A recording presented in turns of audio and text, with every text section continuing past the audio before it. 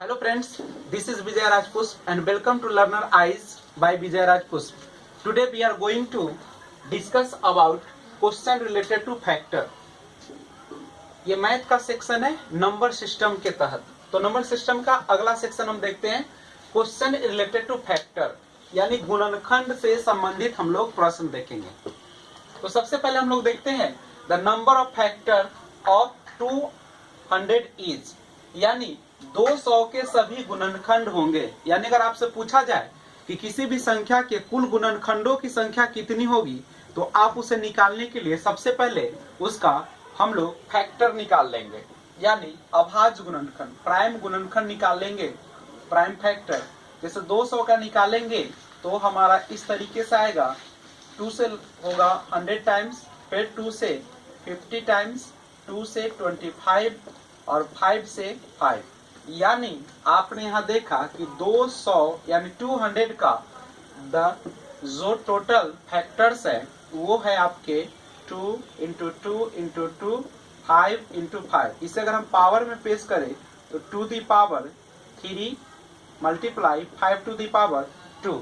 और गुणनखंड की अगर कुल संख्या आपको निकालना हो, यानी सभी गुणनखंड की संख्या इसका 200, यानी 200 का सभी गुणनखंड की संख्या. तो निकालने का तरीका है कि जो पावर होता है उसमें हम लोग एक जोड़ देते हैं, ऐड 1 टू दी पावर, और उसके बाद मल्टीप्लाई का साइन देंगे और जो पावर होंगे उसमें 1 ऐड कर देंगे, और जो टोटल नंबर होंगे 3 प्लस 1 यानी 4, 2 प्लस 1 यानी 3, और दोनों को मल्टीप्लाई कर देंगे, वही हमारा गुणनखंडों की संख्या हो जाएगी. तो मैं आशा करता हूं कि आपको ये समझ में आ गया होगा. एक और आपको एग्जांपल देते हैं, 96. जैसे अब यहाँ पे वो तो क्वेश्चन है हमारा अलग है, इसी पर एक और क्वेश्चन बना के देखते हैं कि कैसे गुणनखंडों की संख्या निकाली जाती है. तो अगर हमें इस 200 के जगह पे अगर क्वेश्चन में हमें 100 का पूछा, 100 का सभी गुणनखंड होंगे, यानी अगर आपसे 100 के सभी गुणनखंड ऑल द फैक्टर्स ऑफ 100 पूछा जाए तो आप उसको कैसे निकालेंगे. इसी तरीके से आप सबसे पहले हम लोग इसे तोड़ लेंगे फैक्टर में, 2 से 50, 2 से 25, 5 से 5. तो इसकी जो 100 का जो फैक्टर होंगे 2 इंटू 2, 5 इंटू 5, यानी पावर में लाएंगे 2 दी पावर 2, 5 दी पावर 2, और मेरा कुल गुणनखंड की संख्या जो होती है, कुल गुणनखंड की संख्या निकालने का जो रूल होता है, जो पावर होते हैं उसमें एक जोड़ देते हैं और दोनों को हम लोग या जितना भी होगा उसको गुना कर दें.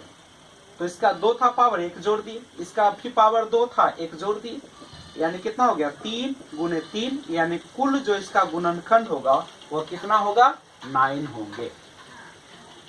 तो इस तरीके से आप जो है गुणनखंड की संख्या निकाल सकते हैं.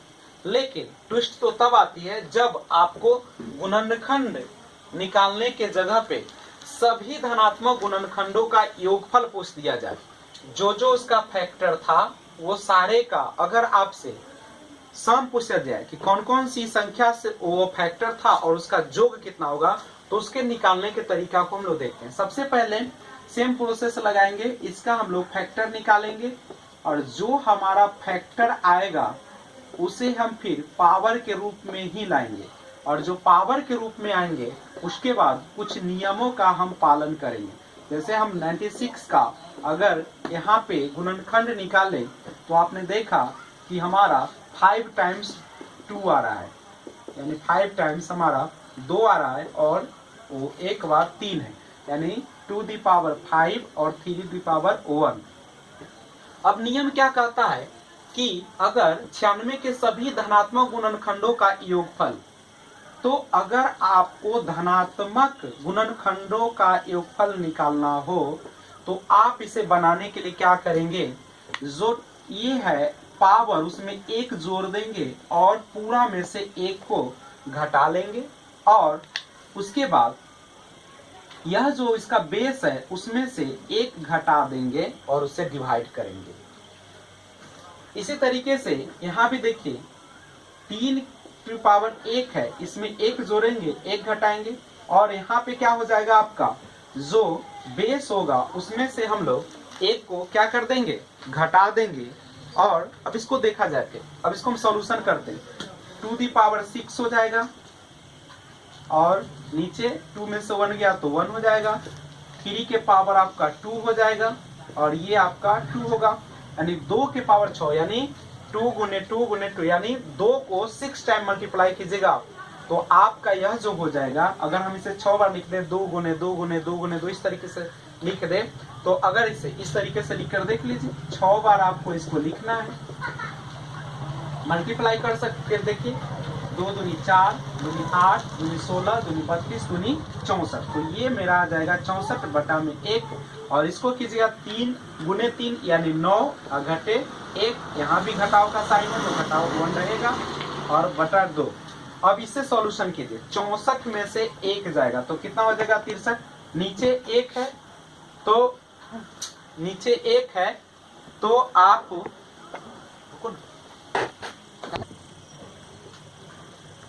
तो 64 में से 1 जाएगा तो हो जाएगा 63 और बटा में 1 है तो 1 से डिवाइड करेंगे तो उतना ही होगा और 9 में से 1 जाएगा तो कितना हो जाएगा 8 और बटा में 2 यानी 63 गुने ये हो जाएगा कितना 2 से अगर डिवाइड करेंगे तो 4 टाइम्स, यानी ये हमारा हो जाएगा 4 के 12 का 2 24 और 1 25, यानी कुल जो संख्या हो जाएगा वह 252 हो जाएंगे। वह क्या हो जाएगा आपका 96 के सभी धनात्मक गुणनखंडों का योगफल, यानी the sum of all the positive factors of 96 is 252।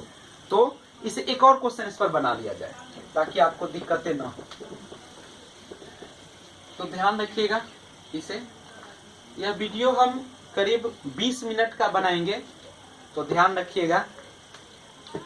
आगे देखते हैं एक और क्वेश्चन इसी का। अगर आपसे क्वेश्चन पूछ दिया जाए कि 90 the sum of all the positive factors of 90 यानी 90 के सभी धनात्मक गुणनखंडों की का योगफल है, तो बनाने का तरीका वही रहेगा सिंपल। सबसे पहले इसका फैक्टराइजेशन कर लेंगे, तो हमने इसे जब फैक्टराइजेशन किया तो 90 का आया 2 गुने 3 गुने 3 गुने 5, यानी ये आपका इस रूप में आया।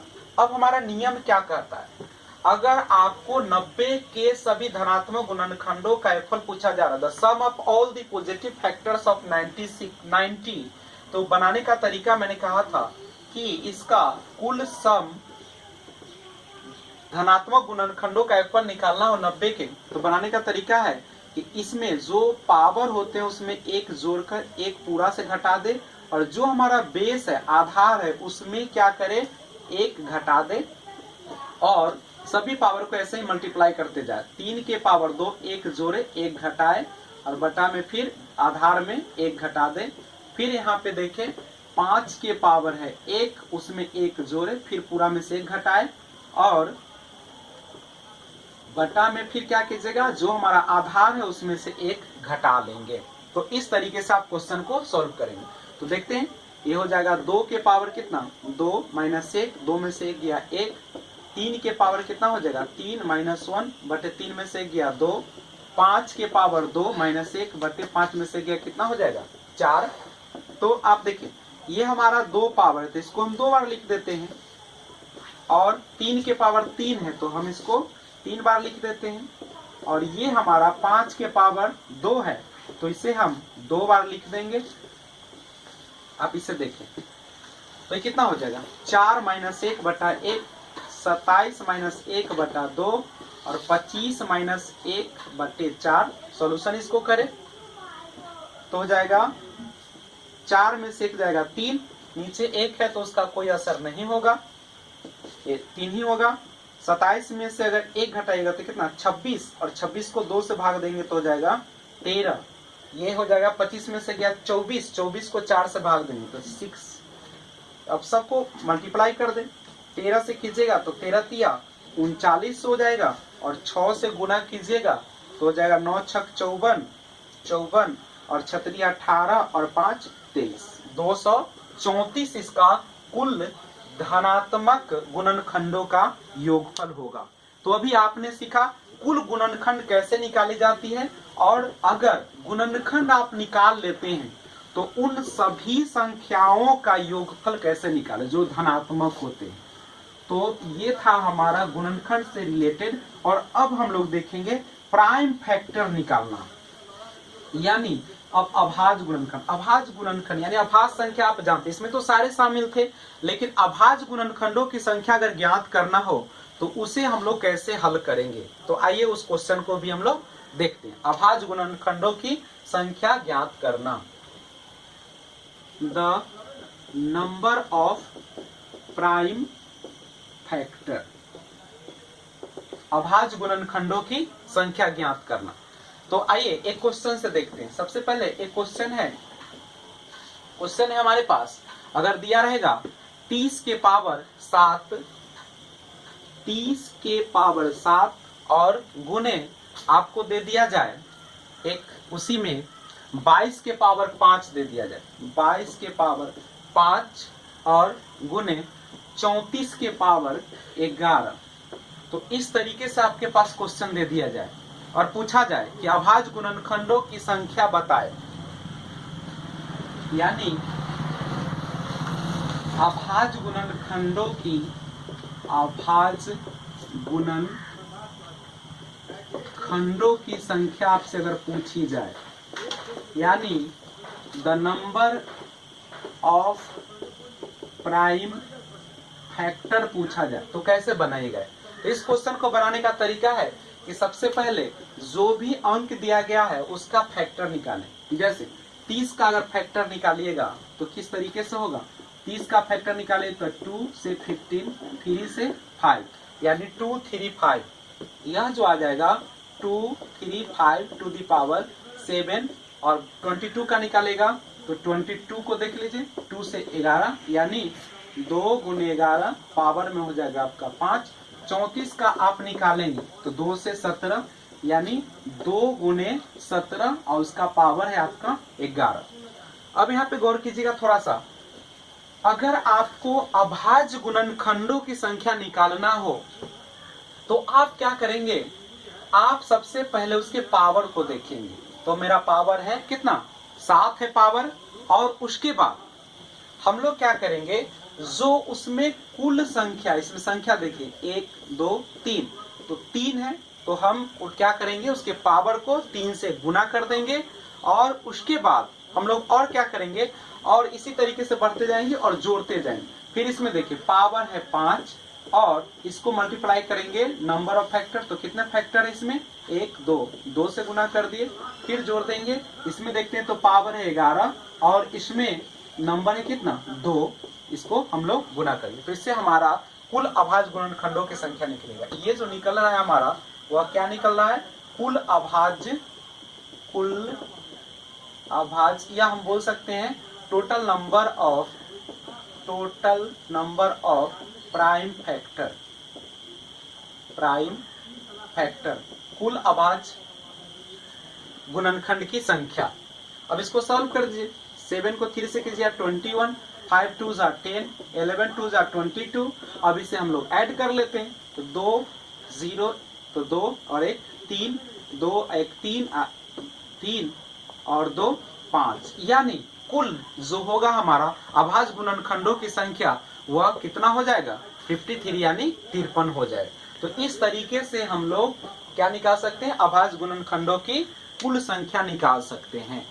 तो यह है, इस पर और प्रैक्टिस कीजिए। आप लोगों को थोड़ा सा जटिल लग रहा होगा लेकिन धीरे धीरे आसान हो जाएगा। आप लोग लगातार प्रैक्टिस करते रहे और लगे रहे। मेरा जो वीडियो आती है उसको क्रम से देखिए, अगर नहीं समझ में आती है फिर से 1 नंबर पर आए वीडियो नंबर 1 और फिर क्रम से देखते हुए चले जाए तो आपको आएगा। और अगर आपको पसंद आती है तो लाइक शेयर सब्सक्राइब और बेल आइकन दबाना ना भूले, ताकि मुझे प्रोत्साहन मिले और आप ज्यादा से ज्यादा वीडियो देख सके और मैं बना सकूं, क्वालिटी भी उसमें रहेगी।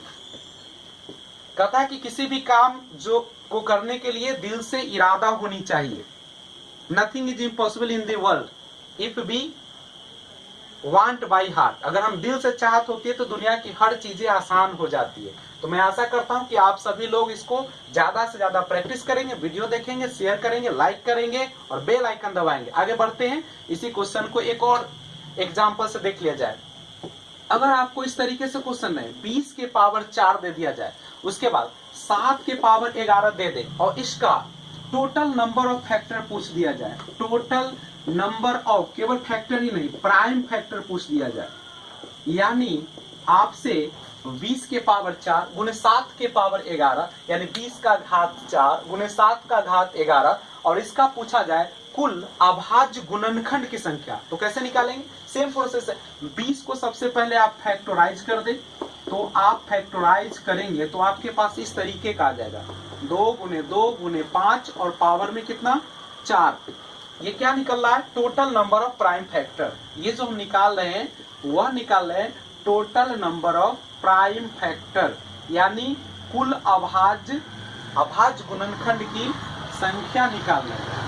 अब 7 को तो आप नहीं तोड़ सकते, केवल उतना ही होगा। अब इसको हम हल करते हैं। तोड़ने क्या हल करने का तरीका है कि घात जो होते हैं उसको लिखते हैं और इसमें जो संख्या है नंबर ऑफ फैक्टर, तो इसमें कितने नंबर ऑफ फैक्टर है? तो आप इसमें देख रहे हैं कि 3 है। अब एक ही रंग मिल गया तो आप घबरा मत जाइएगा, 3 है तो 3 से मल्टीप्लाई कर दीजिए और जोड़ देंगे। फिर इसमें क्या करेंगे, जो आपका घात है उसको हम, जो नंबर है, कितने नंबर इसमें 1 है तो 1 से गुना कर देंगे, तो कितना हो जाएगा 4 3 12 और 11, यानी आपका जो टोटल अभाज्य गुणनखंडों की संख्या हो जाएगा वह कितना हो जाएगा? तो वह जो हो जाएंगे आपके टोटल 23 हो जाएंगे। कहीं दिक्कत है तो कमेंट करेंगे और हमें सुझाव देंगे। तो ये था हमारा फैक्टर से रिलेटेड क्वेश्चन। अब हम इसी में और आगे बढ़ते हैं और आज हम लोग देखते हैं एब्सोल्यूट वैल्यू। एब्सोल्यूट वैल्यू कैसे निकाला जाता है? एब्सोल्यूट वैल्यू, जिसे हिंदी में हम लोग निरपेक्ष मान, इसे हम लोग हिंदी में निरपेक्ष मान या संख्यात्मक मान कहते हैं। तो अगर आपको पूछ दिया जाए कि निरपेक्ष मान या संख्यात्मक मान ज्ञात करें तो आप उसे इस तरीके से बनाएं। आप लोग देखते रहे वीडियो, YouTube पे बहुत सारे वीडियो है, लेकिन ऐसा वीडियो देखने को लिए नहीं मिलेगा आपको जो आपको चुटकी में देखते ही बना देगा क्वेश्चन। तो आइए इसको सॉल्व करते हैं। निरपेक्ष मान एब्सोल्यूट वैल्यू कैसे निकालते हैं? जैसे अगर आपको निकालना हो ऐसे एब्सोल्यूट वैल्यू निकालने के लिए उसका जो होता है साइन यह होता है, जिसे हम मोड भी कहते हैं इसे। जैसे मान लीजिए 4 है तो 4 का एब्सोल्यूट वैल्यू निकालेंगे तो कितना हो जाएगा? 4 ही होगा। याद रखिएगा हमारे मोड के अंदर निरपेक्ष मान जो होते हैं वह प्लस हो या माइनस हो, धनात्मक हो या ऋणात्मक हो, जब वो मोड से बाहर करेंगे तो हमेशा पॉजिटिव ही होगा। मान लीजिए आपको निकालना हो -3 का निरपेक्ष मान एब्सोल्यूट वैल्यू निकालना हो तो कितना होगा? 3 ही होगा, क्योंकि जो निरपेक्ष मान होते हैं वह हमेशा पॉजिटिव ही होते हैं, धनात्मक होते हैं, वह कभी भी ऋणात्मक नहीं होते। तो हम देखते हैं इस पर कैसे क्वेश्चन बनाई जाती है। जैसे आपके पास एक क्वेश्चन है, देखिए क्वेश्चन है, अगर आपको दे दिया जाए इस तरीके से 2, ये आपका 2 है मोड के अंदर, उसके बाद -3 है मोड के अंदर, फिर आपका 4 है मोड के अंदर, आप इसका वैल्यू निकाले यानी एब्सोल्यूट वैल्यू निकाले, निरपेक्ष मान या संख्यात्मक मान ज्ञात करें। तो कैसे निकालेंगे? 2 का अगर हम एब्सोल्यूट वैल्यू निकालेंगे तो 2 ही होगा, क्योंकि मोड से जब बाहर आती है तो हमेशा धनात्मक ही होती है। -3 का निकालेंगे तो कितना होगा? 3 ही होगा। 4 का निकालेंगे तो 4 ही होगा, यानी टोटल जो होगा इसका वैल्यू कितना हो जाएगा? एब्सोल्यूट वैल्यू पूछा जाए इसका तो 9 होंगे। तो हम आशा करता है कि आपको ये भी क्वेश्चन समझ में आए। एक और क्वेश्चन देख लिया जाए। मान लीजिए आपके पास क्वेश्चन इस तरीके से दे दिया जाए और आपसे पूछा जाए कि आप इस क्वेश्चन का एब्सोल्यूट वैल्यू निकालें, find the absolute value of this question. तो कैसे निकालेंगे?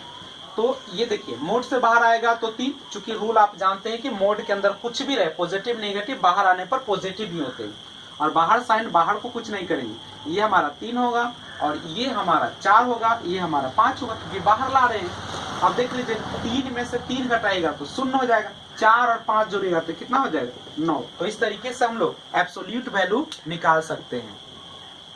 ओके, आशा करता हूं कि आप लोग को ये चीजें समझ में आ रही है। और आगे हम लोग बहुत ही इंपॉर्टेंट क्लास करने जा रहे हैं जिसका नाम है डेसिमल नंबर और बाइनरी नंबर। दाशमिक पद्धति को द्विधारी प्रणाली में कैसे बदला जाए, तो आप इसे ध्यान में रखेंगे क्योंकि बहुत इंपॉर्टेंट है। अगला वीडियो देखना ना भूले, लाइक शेयर सब्सक्राइब करें, जितना ज्यादा हो उतना शेयर करें वीडियो को। Keep watching, thanks for watching and stay home, stay safe, take care. अपना ख्याल रखें, अपने परिवार का ख्याल रखें और धन्यवाद।